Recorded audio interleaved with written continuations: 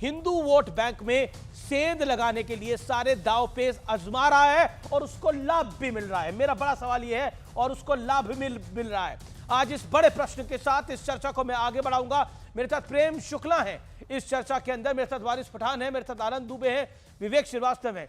विवेक श्रीवास्तव से इसकी शुरुआत आप ही से कर लेते हैं। 40 सेकंड का वक्त है आपकी बात। विवेक जी, क्या आपको लगता है कि जो हिंदू वोट बैंक है उसमें विपक्ष जो सेंध लगाना चाहता है वो सेंध लग रही है? दलित, महादलित, ओबीसी के रूप में आप जो लगाना चाहते हो वो लग रही है सेंध?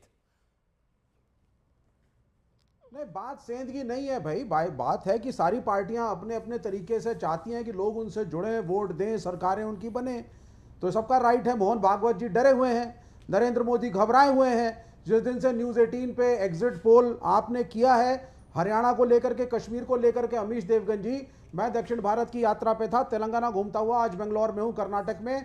यहां कांग्रेस इंडिया अलायंस के लोगों में एक यूफोरिया का माहौल है और कहीं ना कहीं अब इनको रियलाइज हो रहा है। मैं आपसे सीधी सवाल पूछना चाहता हूं, आज माननीय मोहन भागवत जी ने हिंदू कंसोलिडेशन की बात कही, कोई उनसे पूछे विनेश फोगाट हिंदू है कि नहीं है?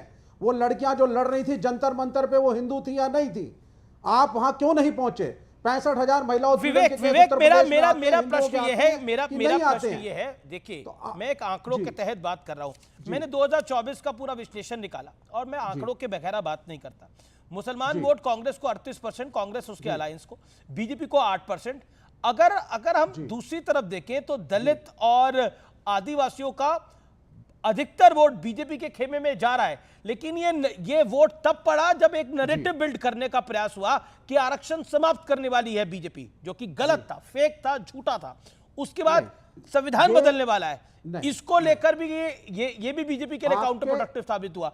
मेरा प्रश्न ये है कि ओवैसी दलित और मुसलमान को एक मुश्त गिरते हैं। ऐसे ही हमने यूपी में सपा को देखा है, बिहार में आरजेडी को देखा है, कांग्रेस भी इसी लाइन पे ऑपरेट करती है।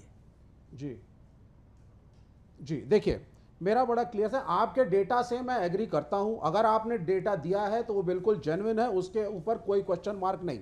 लेकिन दूसरी बात है, वोट शिफ्ट करेगा क्योंकि हिंदू खतरे में है, ये नैरेटिव समाप्त हो चुका है।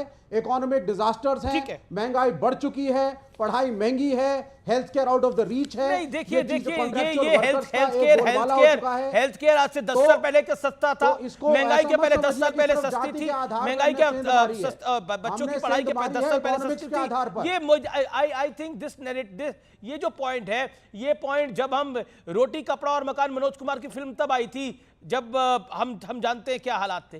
तो मुझे लगता नहीं है कि उसकी हम बात करेंगे। मेरे साथ प्रेम शुक्ला है। प्रेम शुक्ला, सीधी सी बात है, मोहन भागवत जी को, प्रधानमंत्री मोदी को विपक्ष कह रहा है ये अब खतरा हो रहा है कि उनका वोट बैंक छिटक रहा है। इसलिए मोहन भागवत ने ये स्टेटमेंट दी कि हिंदू समाज का संरक्षण करें, समाज की शक्ति उसके संगठन में है। प्रधानमंत्री मोदी ने कहा कि हमें याद रखना होगा, अगर हम बटेंगे तो बांटने वाले महफिल सजाएंगे। सपा, कांग्रेस और साथ ही साथ ओवैसी, साथ ही साथ आरजेडी, तमाम लोग एक लाइन में कह रहे हैं कि वोट खिसक रहा है भारतीय जनता पार्टी का, इसलिए यह दरकार है। नहीं, बिल्कुल खिसकेगा। एक सेकेंड, आपका नाम प्रेम शुक्ला नहीं है विवेक जी, या तो आपके कार्यक्रम में बोल रहे। प्रेम शुक्ला जी। हिंदुओं को एकजुट करने का संकल्प राष्ट्रीय स्वयंसेवक संघ के आद्य सरसंघचालक, संस्थापक पूजनीय केशव बड़ीराम हेडगेवार जी ने विजयादशमी 1925 को ही लिया था। और उसका वो जो उस समय जो चिंतन उनका था वो सही था, क्योंकि उसके ठीक 22 वर्ष बाद इस देश को धर्म के आधार पर, मजहब के आधार पर बांटने का कुकर्म हुआ कि नहीं हुआ, ये सत्य है कि नहीं है। और 10 लाख हिंदुओं का नरसंहार हुआ कि नहीं हुआ, ये सत्य है कि नहीं है। हजारों हिंदू महिलाओं पर जो है बलात्कार किया गया, ये सत्य है कि नहीं है। हजारों हिंदू महिलाओं को कुएं में कूदकर, जौहर करके अपने प्राण, अपनी अस्मत की रक्षा के लिए गंवाने पड़े, ये सत्य है कि नहीं है। और एक कौम जो है वो बांग्लादेश से लेकर फिलिस्तीन तक, लेबनान तक, वो कौम के नाम पर एक हो जाए तो सेकुलरिज्म है।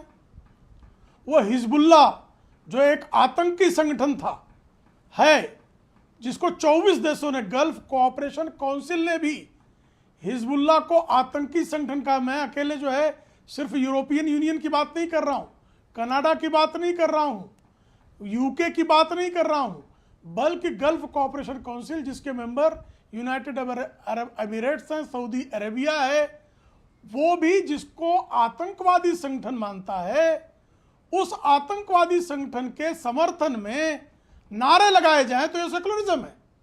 हमास के समर्थन में केरल में प्रदर्शन हो तो यह सेकुलरिज्म है।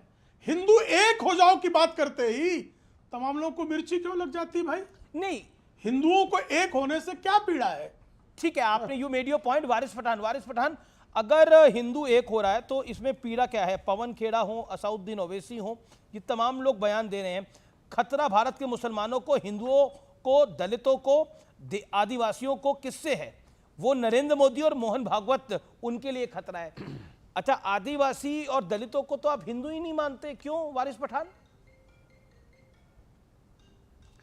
देखिए अमीश भाई, कल मोहन भागवत ने कहा कि हिंदू राष्ट्र में खतरा हो रहा है, तो मुझे तो पता नहीं चला कि अपना भारत देश हिंदू राष्ट्र कब बन गया। आपको कब मालूम पड़ा?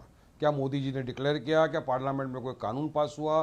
क्या कोई ऐसा कायदा बन गया है कि हिंदू राष्ट्र बन गया हमारा भारत देश? तो मैं बताना चाह रहा हूँ, इसी तरह से भ्रम फैला जाता है, झूठ फैलाया जाता है, नफरत फैलाई जाती है। बात नंबर 2, 10 साल हो गए प्रधानमंत्री मोदी प्रधानमंत्री है देश के, Amit Shah home minister, Rajnath Singh minister, उनके बड़े बड़े दिग्गज हिंदू नेता हैं, योगी जी है, हेमंत बिस्वा शर्मा है, देवेंद्र फडणवीस जी है। अगर इतने सारे दिग्गज नेताओं के होते हुए भी अगर हिंदू खतरे में है तो ये सबको रिजाइन दे देना चाहिए, घर चले जाने दे, जाओ हम आपको प्रोटेक्शन नहीं दे सकते।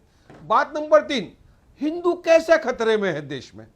आज जबकि 80% आबादी हिंदुओं की है, प्रधानमंत्री Hindu, defence minister Hindu, military के टॉप ब्रास में हिंदू, ब्यूरोक्रेसी के अंदर हिंदू, टोटल आप जैसे एंकर जो है बड़े बड़े चैनलों के वो तमाम हिंदू है, तो फिर हिंदू खतरे में कैसा? खतरे में कौन है मैं बताता हूं आपको। इस देश में मोदी और आरएसएस की वजह से खतरे के अंदर देश में मुसलमान, दलित भाई, क्रिश्चियन, सिख, ईसाई है, और सबसे ज्यादा खतरा मुसलमानों को है। आज एक बार दलित दलित, वारिस, हियर माय क्वेश्चन, आप दलित महादलित को हिंदुओं से अलग क्यों करते हैं?